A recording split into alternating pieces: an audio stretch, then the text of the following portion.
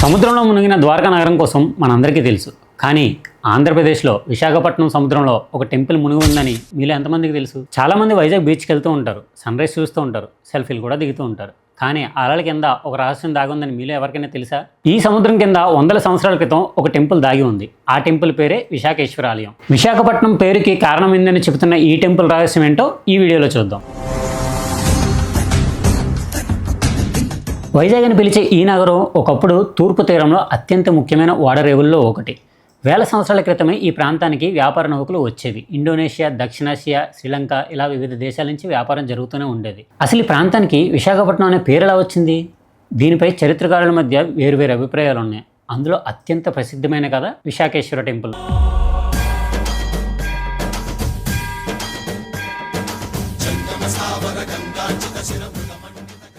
స్థానిక పురాణాల ప్రకారం ఒక ఆంధ్ర రాజు కాశీయాత్ర ప్రారంభించాడు. కాశీయాత్ర మధ్యలో విశాఖపట్నం తీరంలో ఆగాడు. ఆ తీర ప్రాంతం చూడడానికి తనకి చాలా ఆకర్షితంగా అనిపించింది. ఆ ప్రాంతంలో తన కుటుంబ దైవమైన విశాఖేశ్వర టెంపుల్ నిర్మించాడు. ఆ ఆలయం చుట్టూ ఒక చిన్న గ్రామం ఏర్పడింది. ఆ గ్రామమే ఈ రోజు మనం చూస్తున్న విశాఖపట్నం అని ఒక ప్రసిద్ధమైన కథ ఉంది.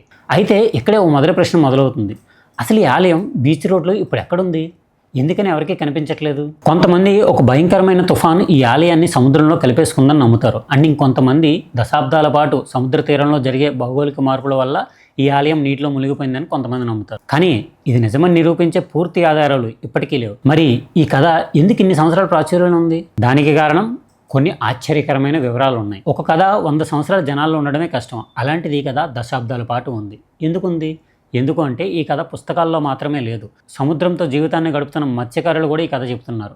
విశాఖ తీరంలో కొంతమంది మత్స్యకారులు ఒక ఆసక్తికరమైన విషయం చెబుతూ ఉంటారు. సముద్రంలో ఒక నిర్దిష్ట ప్రాంతానికి వెళ్ళినప్పుడు వారి వలల్లో గట్టిగా ఉన్న రాళ్ళు చిక్కుకునేవని, అండ్ ఆ ప్రాంతంలో ఉన్న సముద్రపు అడుగు మిగిలిన భాగంతో పోలిస్తే భిన్నంగా ఉండేదని చెబుతూ ఉంటారు. ఈ కథలో తరతరాలు మత్స్యకారుల మధ్యన వినిపిస్తూనే ఉన్నాయి. కానీ ఈ కథ ఆ నోట ఈ నోట వినడమే తప్ప దీన్ని నిర్ధారించే పూర్తి శాస్త్రీయ ఆధారాలు ఇప్పటికీ లేవు. కానీ చరిత్రలో చాలా గొప్ప ఆవిష్కరణలు ఇలాంటి చిన్న చిన్న కథలతోనే ప్రారంభమవుతాయి. ఈ కథ కేవలం పుకారు మాత్రమే అనుకొని వదిలేసిన వాళ్ళు చాలామంది ఉన్నారు. కానీ ఒక వ్యక్తి మాత్రం దీని వెనక నిజం ఉండొచ్చేమో అని నమ్మాడు.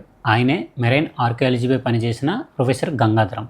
ఆయన పరిశోధనలో విశాఖపట్నం చరిత్ర, పురాతన శాసనాలు, సముద్ర తీరంలో మార్పులు, స్థానిక కథనాలు ఇవన్నీ కలిపి పరిశీలిస్తే ఈ ప్రాంతంలో ఒక పురాతన ఆలయం ఉండేదని ఆయన అభిప్రాయపడ్డాడు. కానీ ఇక్కడ గుర్తుంచుకోవాల్సిన విషయం ఏంటంటే ఆలయం దొరికింది అని ఆయన ఎక్కడా ప్రకటించలేదు. స్థానిక ప్రజల నమ్మకానికి ఆధారాలు లేవు. ఈ ప్రొఫెసర్ ఇచ్చింది జస్ట్ తన అభిప్రాయం మాత్రమే. సో ఇప్పటికీ ఈ కథ ఒక మిస్టరీగానే ఉండిపోయింది. ఇక్కడ ఒక పెద్ద ప్రశ్న ఏంటంటే అసలు నిజంగానే సముద్రం ఆలయాన్ని ముంచేయగలదా? ప్రపంచంలో ఈ రోజుకి చాలా పురాతన నగరాలు సముద్రం అడుగు భాగానే ఉన్నాయి. ఫర్ ఎగ్జాంపుల్ మన ద్వారకా నగరం, దానిపై ఈ రోజుకి పరిశోధనలు జరుగుతూనే ఉన్నాయి. అంటే విశాఖేశ్వర ఆలయం కూడా సముద్రంలో మునిగిపోయిందా? లేదా అసలు విశాఖేశ్వర ఆలయం అసలు నిర్మించలేదా? ఈ 2 ప్రశ్నలకి ఖచ్చితమైన సమాధానం లేదు. ఒకవేళ ఈ విశాఖేశ్వరం ఆలయం సముద్ర తీరానికి దగ్గరగా నిర్మించబడి ఉంటే శతాబ్దాల తర్వాత ఈ ఆలయం సముద్రంలో కలిసిపోయి ఉండొచ్చు. కానీ అదే నిజమైతే సముద్రంలో ఈ ఆలయం ఉంది అని నిరూపించడానికి ఇప్పటికీ ఒక్క ఆధారం కూడా దొరకలేదు. మేబీ దొరకచ్చేమో. అందుకే ఈ కథ ఇప్పటికీ ఒక మిస్టరీగానే ఉండిపోయింది. ఈ రోజు మన దగ్గర శాటిలైట్ మ్యాపింగ్ ఉంది, సోనార్ టెక్నాలజీ ఉంది, అండర్ వాటర్ డ్రోన్స్ ఉన్నాయి, అండ్ 3D ఓషన్ స్కానర్స్ ఉన్నాయి. అయితే ఇంకా ఈ రహస్యం ఎందుకు మిగిలిపోయింది? ఎందుకంటే సముద్రం లోపల అంత ఈజీ కాదు.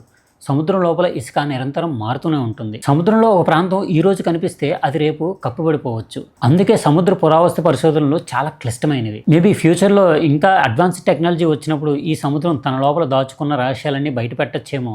ఆ రోజు మనకు తెలుస్తుంది అసలు విశాఖేశ్వర ఆలయం నిజంగా ఉందా లేదా ఇదంతా ఒక పురాణమా అని. ఈ మిస్టరీ స్టోరీ మీకు నచ్చితే లైక్ చేయండి. అండ్ విశాఖేశ్వర టెంపుల్ కోసం మీలో ఎవరికైనా తెలిస్తే కామెంట్ చేయండి. మరిన్ని మోర్ ఇంట్రెస్టింగ్ ఫ్యాక్ట్స్ కోసం సబ్స్క్రైబ్ టు షో ఫ్యాక్ట్స్.